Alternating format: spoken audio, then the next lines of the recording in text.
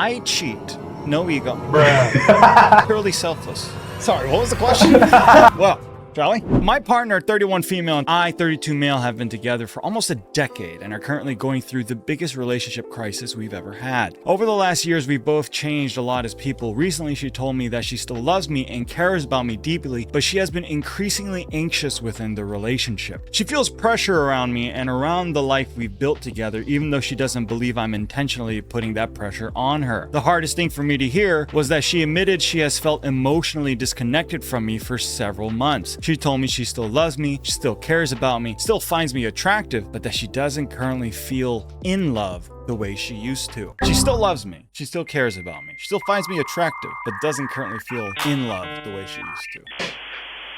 She said she had been trying to push those feelings aside and continue life as normal because she didn't want to hurt me. But eventually, she felt she couldn't keep pretending everything was fine. One thing that came out recently is that she developed a very active social life online. There it is. She has several online friends that she talks to daily, and they are poisoning the well. And has been sharing a lot of her personal thoughts. Great idea. Struggles and emotions with them. She insists that there has been no cheating, emotional affair, or romantic involvement with anyone. However, she admits that these friendships became a form of escape from both the relationship and some personal issues she wasn't addressing. She also admitted something that hurt me quite a bit. Sometimes when she came home after work and found me already home, she felt disappointed because she wanted time completely to herself. I interpreted that as rejection, and while she says it was more about feeling overwhelmed and needing space. Well, you know, I can kind of relate. You have lived with a woman. Yeah. I have lived with a woman. Or sometimes I go home and I see her there, I'm like, God.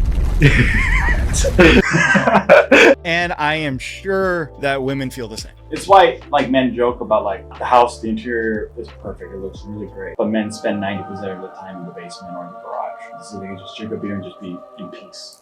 There's also a thing where like you park the car. Yes. And then you just sit there. Yeah. Just for the silence. Yeah. Or you just like, you just need a moment.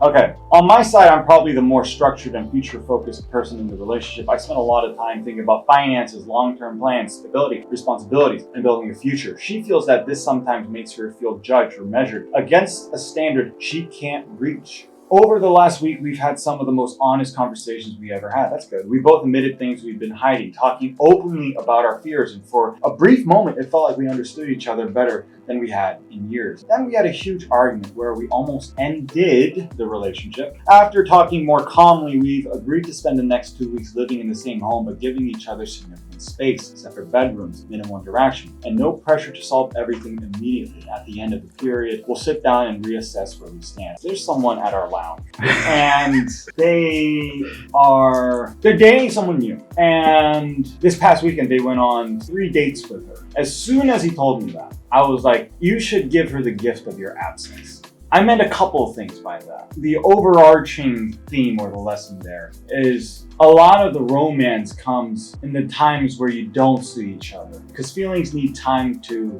grow. Yearning is a great fertilizer for romance. And so if you kind of are always with your partner 24/7, that's great. But there's also something to be said about being able to miss one another that I think is healthy. I'm not saying that this is what needs to happen here, but it just reminds me of that. When you say absence, like no messaging? Yeah, or, absolutely. Just do you just say like, I'm gonna be busy and then just not message? sometimes. One of the things that helps about being an actor is I'm on set. And so, I mean, you know, like sometimes it is 12 hours back to back. Okay, next scene, right? Yeah.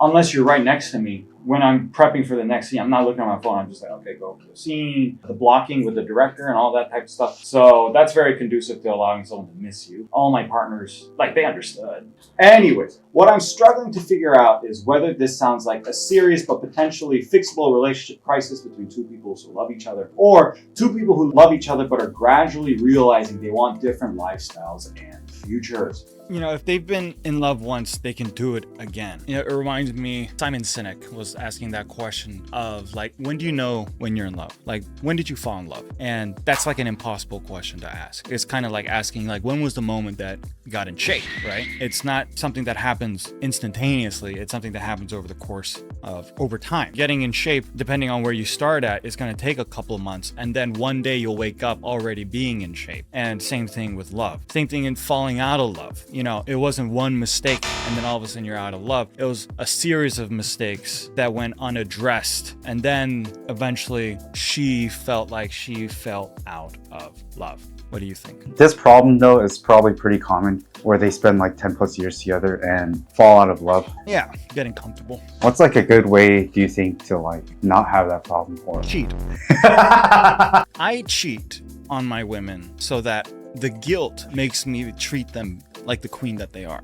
I cheat purely out of no ego. Purely selfless. I am these for my so that you won't be my no mo. Sorry, what was the question? do you think are like good tips to not like fall out of love? Oh, make it routine. Like the healthiest relationships I know, they put it in their schedule so they don't have to think about it. If you go on a date only when you think of going on a date, when your lover is pushed to the back burner, you're not going to be thinking of going on a date very much. But if you make it a priority. Okay, let's move on, shall we? Is there anything else I, 21 male, can do for my relationship right now with my 22 female girlfriend? Okay, my girlfriend, 21 female. What? I just said 22 female. You're a liar.